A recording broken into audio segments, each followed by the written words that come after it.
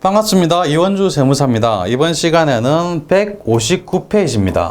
159페이지 무형자산 및 기타 비유동자산. 우리는 이때까지 유동자산, 뭐 당좌자산, 재고자산, 그 다음에 비유동자산.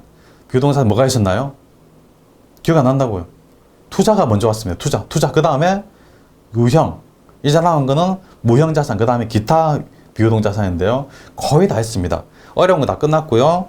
이제 무형자산, 기타 비유동자산은 뭐 쉬워요. 내용도 많지도 않고 쉽기도 하고 그렇습니다. 그래서 부담 없이 이번 시간 부담 없이 한번 쭉 들으시면 되고요. 자산이 끝나면 이제 부채, 자본 계속 들어갈 겁니다. 자산이 제일 많아요. 시작해 보겠습니다. 159페이지입니다. 159페이지 메뉴에 무형자산의 개념부터 나오죠. 보죠. 무형자산은 물리의 형태가 없다. 그래서 무형이네. 없다. 그 다음에 식별 가능하고 기업이 통제하고 있으며 미래 경제적 효益있는 자산을 말한다. 이 자산의 개념 그대로 써놓은 거 아니냐라고 생각할 수도 있는데 뭐 비슷합니다. 자산의 개념과 비슷해요. 기업이 통제하고 있다. 기업이 뭐 그냥 기업의 소유다 그런 거죠. 마음대로 할 수 있다. 그 다음에 미래 효익이 있다. 뭐 자산이니까 당연히 가장 핵심적인 특징은 형태가 없다는 거죠. 눈에 보이지 않는다. 그래서 무슨 권자가 많이 들어간다. 권리, 영업권, 산업재산권 같은 권리가 많이 들어간다는 거죠. 그냥 한번 읽고 지나가시는 겁니다. 물질 쳐놓고 했지만 중요한 문장이긴 하지만 역시 연계하실 생각하지 마시고 그냥 읽고 지나가시기 바랍니다. 영업권에 대해서 먼저 나옵니다. 영업권의 개념은 다른 가게에 비해서 우리 가게가 왜 잘 되는지 그 잘 되는 이유를 말하는 겁니다. 똑같은 휴대폰 가게가 두 개 나란히 있는데 우리 가게가 저 가게보다 더 잘 된다. 저 가게보다 수익이 훨씬 크다. 그 초과 수익력이라고 하는데 그 수익이 큰 게 왜 큰지 그게 이제 영업권으로 설명이 되죠. 영업권이란 개념은 줄쳐두십니다. 영업권이란 기업이 우수한 경영진, 숙련된 기술, 특유 제조 기법, 탁월한 입지 조건 등으로 인하여 나타나는 장점 및 초과 수익력의 동그라미, 초과 수익력을 말한다라고 줄 치시고 줄만 꺼두시고요. 읽고 지나가시기 바랍니다. 역시 문제 출제가 되긴 합니다만은 틀린 보기로 출제가 잘 안 돼요. 그러니까 그냥 읽고 암기하지 마시고 넘어가시기 바랍니다. 암기할 거는 밑에 있습니다. 이거 영업권은 외부에서 구입한 경우에만 인정된다. 이 말이 중요한 말입니다. 별표 치시고요. 즉 내부적으로 창출한 영업권, 다른 말로 자가창설 영업권이라고 합니다. 이거는 인정되지 않는다. 이 문장이 중요해요. 영업권은 외부에서 구입한 돈 주고 샀을 때만 인정된다. 내부적으로 창출한 거. 우리 가게가 너무 장사가 잘 되는데 그거는 이런 영업권 때문입니다. 영업권을 자산으로 계산해 주십시오. 안 된다는 겁니다. 자가창설은 안 되고 돈 주고 샀을 때만 된다. 영업권입니다. 오케이. 넘어갑니다. 개발비가 나옵니다. 개발비란 역시 개념은 그냥 줄만 쳐두시기 바랍니다. 개발비란 신제품, 신기술 등의 개발과 관련하여 발생한 지출을 말하며 내부적으로 창출된 무형자산입니다. 금방 영업권은 내부적으로 창출된 거, 자가창출권 안 된다고 그랬죠. 안 됩니다. 근데 개발비는 된다는 거죠. 개발비는 내부적으로 창출된 무형자산입니다. 왜? 개발할 때 뭔가 기술 같은 거 개발할 때 돈이 많이 들어가죠. 그거는 돈이 많이 들어갔기 때문에 그거는 무형자산으로 계산할 수 있다는 이야기입니다. 개발할 때는. 그래서 내부적으로 창출된 무형자산이라는 거죠. 중요한 문장들이 쭉 나옵니다. 중요한 문장, 이 5줄이나 되는데요. 이 문장도 중요한데 이 문장을 표로 요약해 놓은 게 이 밑에 표입니다. 표는 간단해 보이죠. 시험 근데 표만 보아서는 안 되는 게 시험 문제에는 문장으로 출제가 돼요. 그 문장을 우리는 읽어야 됩니다. 읽기 싫어도 이 5줄이나 되는 거를 읽어야 됩니다. 읽기 싫다 하면서 안 읽어야지 하지 마시고 저를 따라서 같이 읽어보시기 바랍니다. 보겠습니다. 연구개발과 관련된 지출은 연구 단계하고 개발 단계로 구분해야 하는데 연구 단계에서 발생한 지출은 연구비 동그라미, 연구비는 판매비와 관리비입니다. 이 자산이 무형자산이 아니에요. 연구비는 그냥 비용입니다. 자산 아닙니다. 처리하고 연구 단계와 개발 단계로 구분되지 않는 지출은 모두 다 연구비로 봐버려요. 비용으로 보라는 겁니다. 연구 단계인지 개발 단계인지 모르겠는데 그러면 연구비네. 우리 그런 말 했죠. 아줌마인지 아가씨인지 모르겠는데 그러면 아줌마지. 먹어야 될지 말아야 될지 모르겠는데 그러면 먹어야지. 죄송합니다. 내가 헛소리를 했네요. 죄송합니다. 저를 보시죠. 저는 아저씨인지 총각인지 모르겠죠. 그러면 아저씨죠 뭐. 어쩔 수 없죠 뭐. 뭐 그렇습니다. 여기도 그렇습니다. 여기 연구 단계와 개발 단계로 구분이 안 될 때는 그냥 연구비인 겁니다. 그래서 비용으로 처리해라. 그런 거죠. 오케이. 좋습니다.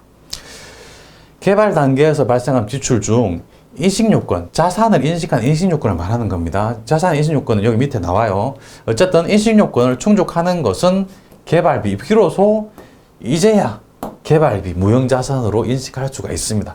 개발 단계에서 지출한 발생 중에 인식요건을 충족해야만, 그래야만 개발 단계로 어렵게 개발비로 무형자산으로 인식이 된다는 겁니다. 인식요건을 충족하지 못한 경우에는 경상개발비라는 계정 과목을 써가지고 이것도 역시 판매비와 관리비, 자산이 아니라는 거예요. 무형자산이 아니고 그냥 비용이다. 그런 의미입니다. 아, 어렵다.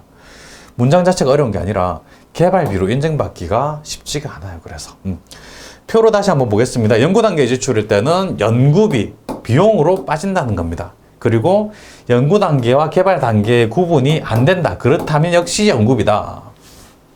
구분이 안 될 때는 연구비다. 어떤 요건을 충족한다. 이 자산 인식 요건 충족하면 드디어 개발비로 무형자산으로 계상할 수 있는데, 개발 단계에 추출이 된데도 불구하고 요건 충족이 안 되더라. 그러면 경상개발비라는 계정 과목으로 역시 비용으로, 판매비와 관리비로 비용 처리하더라. 그래서 개발비라는 무형자산으로 인식하기 위해서는 이런 어려운 조건을 충족해야 된다. 개발 단계에 지출이 돼야 되고 자산 인식 요건을 충족해야 된다. 그런 거죠. 여기 당구장 표시 있습니다. 자, 개발비 인식 요건은 당구장 표시 이건 그리 중요하진 않지만 그래도 요건이라는 게 계속 나오니까 한번 읽고 넘어가시기 바랍니다. 미래 경제적 효익이 유입될 가능성이 높아야 돼요.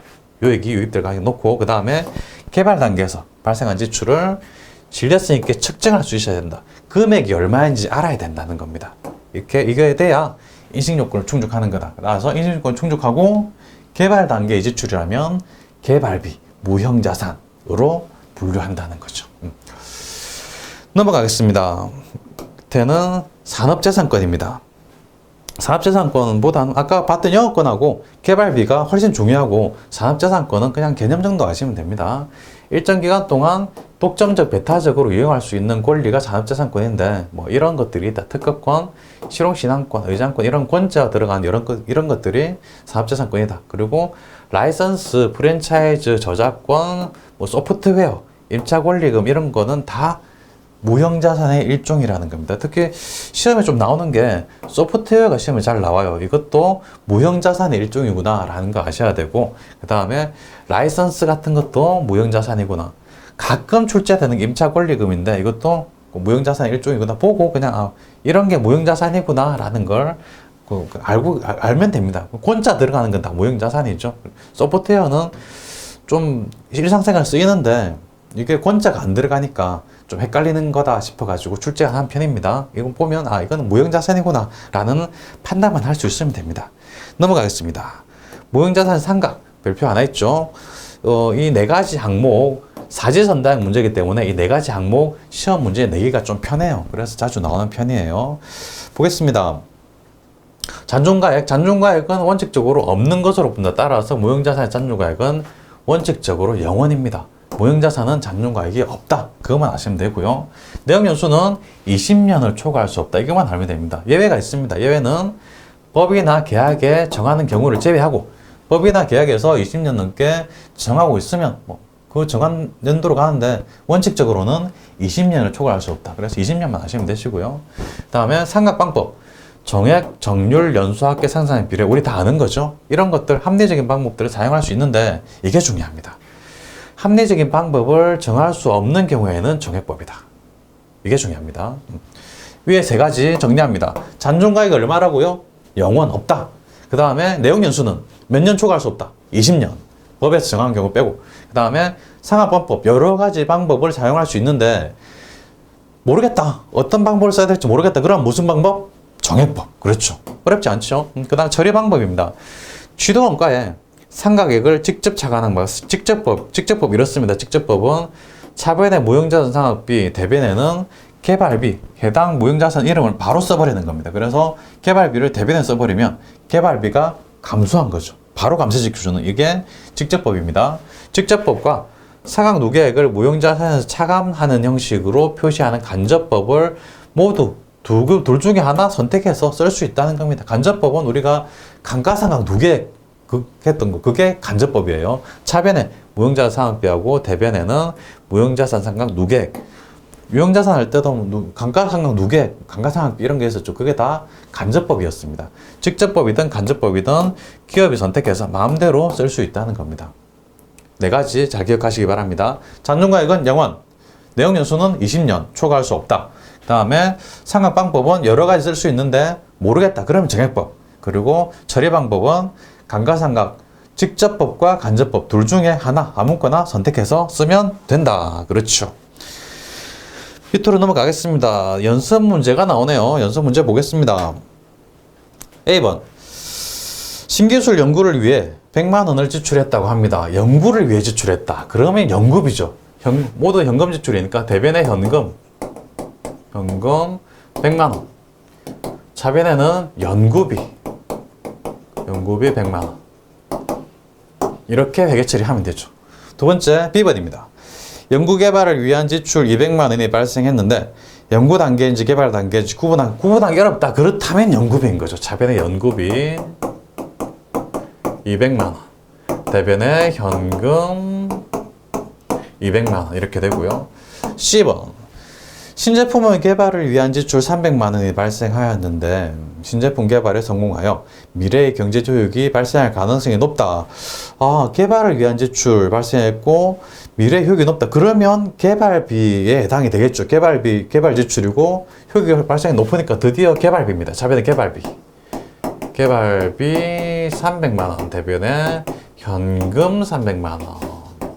근데 의외로 개발비라는 거를 B자가 들어가니까 비용 아니냐라고 생각하시는 분들이 의외로 계십니다. 아닙니다. 개발비는 B자가 들어가지만 비용이 절대 아니고 무형자산의 일종이라는 겁니다. 무형자산입니다. D. 실제 개발을 위한 지출 400만 원이 발생했는데 이는 개발비의 인신요건을 충족하지 못한다. 그렇다면 경상개발비라고 해서 이건 일종의 비용이죠. 판매비와 관리비입니다. 400만 원 대변에 현금 400만 원 이렇고요. 2번입니다. 결산 시 작년 초에 계상된 개발비 잔액 400만 원이 있다. 내용연수 5년, 정액법, 직접 상각하며 작년에는 적절하게 상각하였다. 올해 감가상각을 하라는 이야기인데요. 작년 초에 계상됐다고 해요. 작년 초에 개발비라는 계산 과목으로 계상을 했어요. 그리고 올해는 400만 원 잔액이 남았습니다. 내용연수 5년. 그렇다면 정액상각이니까 작년 초에도 상각을 했을 거예요. 작년에는 적절하게 상각했으니까 작년 초에 얼마를 상각했을까 추론해 볼 수 있습니다. 지금 잔액이 2000X1년도 잔액이 있을 거고 2000X2년도 잔액이 400만 원이라고 해요. 작년 초부터 상각했으니까. 내용연수 5년이니까 작년에 얼마를 상각했을 겁니다. 상각했고 이제 작년 초에 개발비 취득할 때 내용연수 5년이었으니까 지금은 1년 지났으니까 잔존연수가 4년 남았어요. 그렇다면 4년 남았는데 400만 원이다. 5년 남았을 때는 그럼 500만 원이었겠네. 이렇게 쉽게 추론할 수 있습니다. 작년에 적절하게 상각했으니까 500만 원에서 100만 원 상각했으니까 400만 원 남았고 그렇다면 매년 100만 원씩 상각하는 거죠. 제초에 내용연수 5년이었고 1년 지났으니까 4년 남았고 그럼 400만 원 남았으니까 100만 원씩 상각하면 되는구나. 그래서 이렇게 생각하는 거죠. 차변에 직접 상각했으니까 직접법입니다. 차변에 무형자산 상각비 매년 100만 원씩 하는 거죠. 100만 원. 대변에는 개발비로 바로 적습니다. 개발비 100만 원. 이해되시죠? 이해 안 된다고요? 이해되셔야 되는데 지금 잔존 내용연수 처음에 내용연수는 5년이었으니까 1년 지났죠. 작년 초에 개발비 계상했으니까 1년 지났으니까 지금은 4년 남은 겁니다. 4년 정액법 400만 원을 4년 정액법으로 생각하면 400만 원 나누기 4 했고 100만 원이죠. 그래서 매년 100만 원 인식한다는 겁니다. 400만 원 곱하기 4분의 1 나누기 4 해가지고 매년 100만 원 인식한다는 거죠. 그래서 차변의 무형자산상각비, 대변의 개발비 직접적으로 오케이 넘어가겠습니다. 다음 페이지 기타 비유농자산이 나옵니다. 기타입니다. 이런 것들 보면 아 이거는 기타로구나 라는 걸 아시면 됩니다. 개념을 다 아실 필요는 없습니다. 개념은 다 아실 필요 없지만 이걸 보면 아 이건 기타 비유동자산이구나. 역시 암기할 필요가 없습니다. 암기하지 마시고 감을 키우면 됩니다. 감을 어떻게 키우나요? 자주 본다는 거. 반복할 준비가 되었는가? 그렇다면 합격이다. 아시죠? 임차 보증금, 전세권 이거 비슷하다고 생각하시면 됩니다. 그냥 보증금 같은 거, 보증금, 전세권 구체적으로 아실 필요는 없어요. 그냥 이런 것들은 기타 비유동자산이구나. 장기 매출채권, 장기 미수금 비슷한 거죠.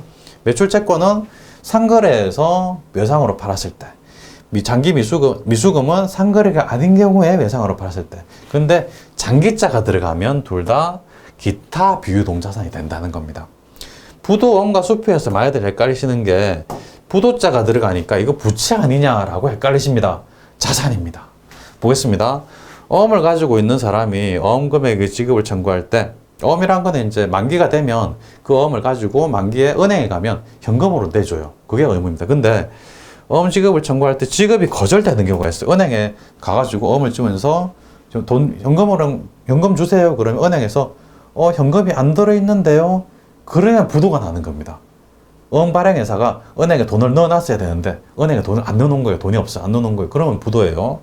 지급이 거절됐다. 돈이 없다. 돈이 없습니다. 못 드립니다. 거절. 이땐 이 어음은 어음 계정을 부도어음과 수표라는 계정으로 바꿔요.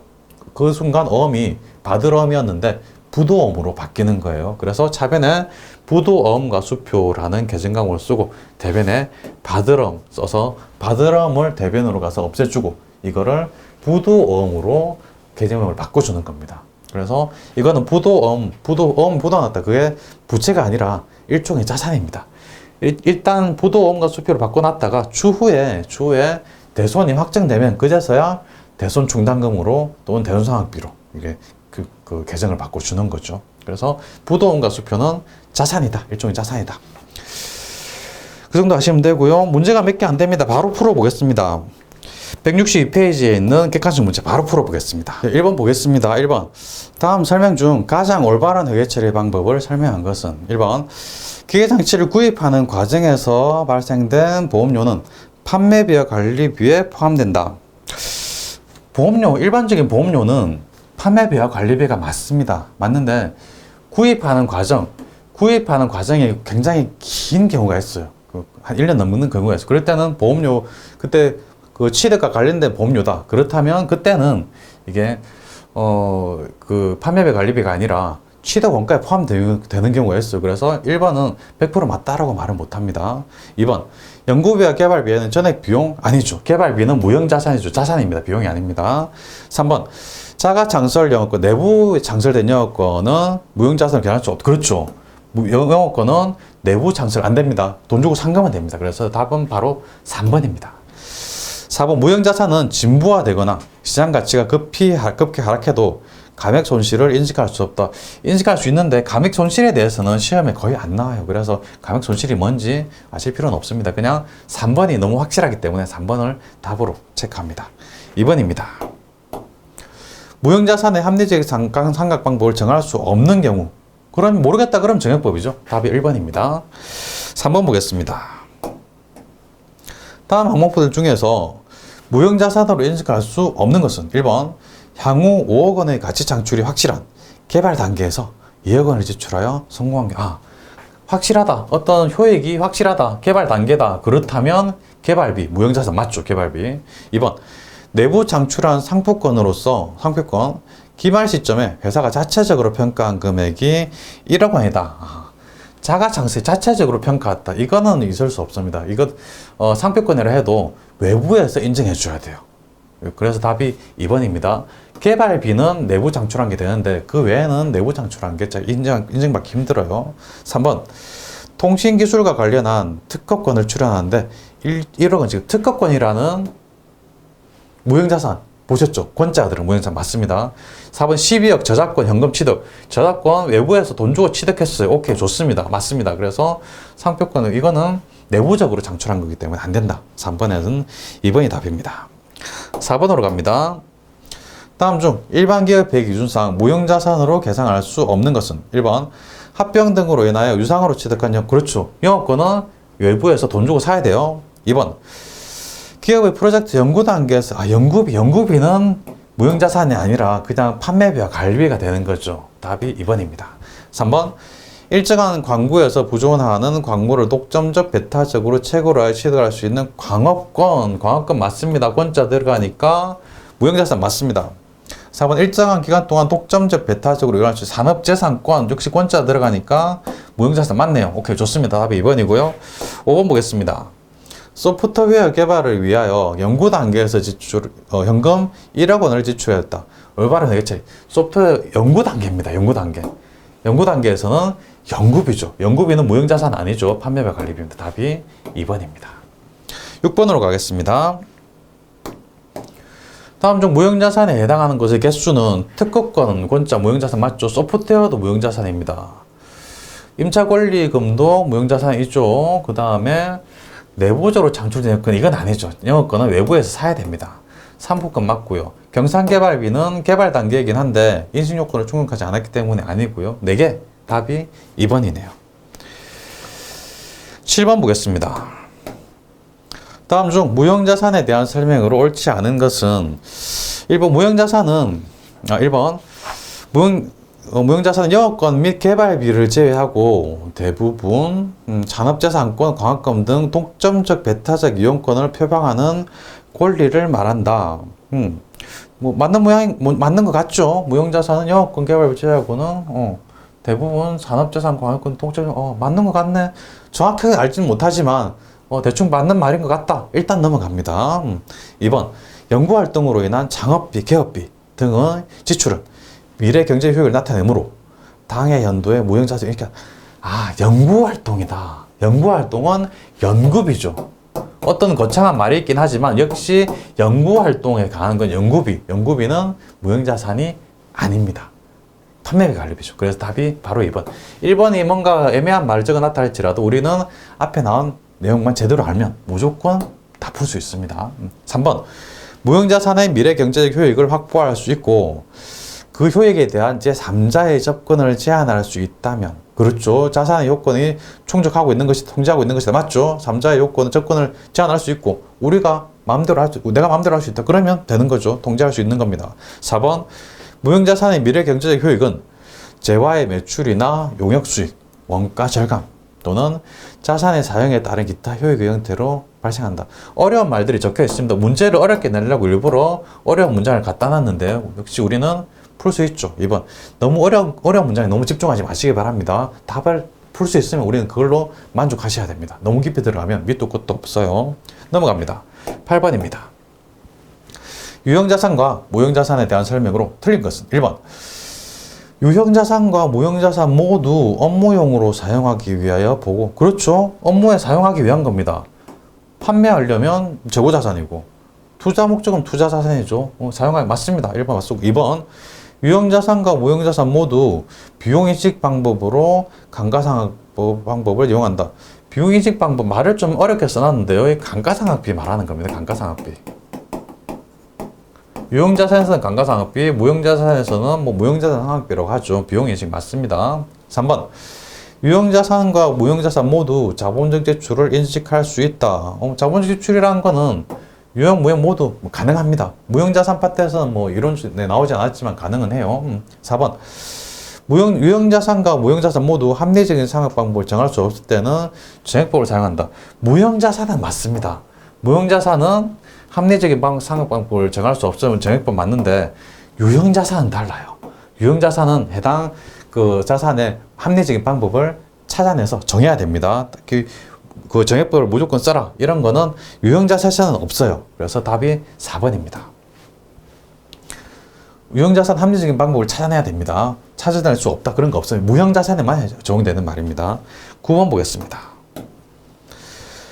무형자산에 대한 설명으로 옳지 않은 것은 1번 내부적으로 창출한 무형자산의 창출 과정은 연구 단계와 개발 단계로 구분한다. 맞죠? 내부적으로 창출한 거. 연구비, 개발비는 내부적으로 지출하는 하는 거니까 맞습니다. 1번 맞고요. 2번. 무형자산을 창출하기 위한 과정을 연구 단계와 개발 단계로 구분할 수 없는 경우에는 개발 단계가 아니고 연구 단계에서 발생한 것으로 보는 거죠. 그래서 답이 2번. 2번이 틀렸습니다. 3번. 상각 대상 금액은 추정 연수 동안 체계적인 방법에 의해 비용으로, 그렇죠. 체계적인 방법에 의해 비용으로 배분한다. 이게 감가상각 또는 상각에 대한 기본적인 개념이죠. 다음에 4번. 무형자산의 상각기간은 독점적 배타적 권리를 부여하고 있는 관계 법령이나 계약에 정해진 경우를 제외하고 20년, 그렇죠. 20년 추가할 수 없다. 맞습니다. 10번으로 갑니다. 다음은 주희망이 무형자산을 창출하기 위해 지출한 내부 프로젝터의 경비 항목이다. 이 항목들에 대하여 연구 단계와 개발 단계를 구분할 수 없는 경우 무형자산으로 일식할 수 있는 금액, 연구 단계와 개발 단계로 구분할 수 없다면 무조건 다 연구비로 보는 거죠. 연구비는 무형자산이 아닙니다. 판매비와 관리비죠. 그래서 무형자산으로 일식할 수 있는 금액은 0원인 겁니다. 1번입니다. 이 문제가 함정이 있는 게 보통의 문제 같으면 뭐 0원, 뭐 없다 이런 거는 답이 안 되는데 이거는 그래서 함정이 0원으로 함정을 파는 겁니다. 전체를 다 구분할 수 없기 때문에 전체가 다 연구비. 그래서 무형자산 개발비로 인식할 수 있는 거는 하나도 없습니다. 0원입니다. 11번입니다. 다음 항목 중 재무상태표상 기타 비유동자산에 속하는 계정 기타 비유동자산 문제 가끔 출제가 되니까 조금 알아두실 필요가 있습니다. 만기 보유 조건은 투자자산입니다. 투자자산 쪽에 할 때 본 적 있죠. 투자부동산 역시 투자자산입니다. 지분법 역시 투자자자가 들어갔죠. 투자자산입니다. 투자자가 들어가면 투자산. 임차보증금이 기타입니다. 기타 비동자산. 12번 보겠습니다. 다음 계정 과목 중 분류가 다른 것은 임차권리금, 개발비, 상품권, 전세권 이런 게 있는데요. 보니까 임차권리금, 상품권, 개발비 이런 것들은 다 무형자산이에요. 전세권만 기타 비유동자산입니다. 많이들 틀려요. 이 문제 맞추신 분들이 그리 많지가 않았어요. 간단해 보이는데 이게 기타 비유동자산에 대해서는 전세권 같은 거 출제가 잘 안 되기 때문에 좀 어려운 문제가 되어버렸어요. 어떤 무형자산을 제대로 잘 알고 계신다면 풀 수 있는 문제이긴 합니다. 권자가 들어간다고 해서 다 무형자산이 아니라는 거. 여기까지 하겠습니다. 수고하셨습니다.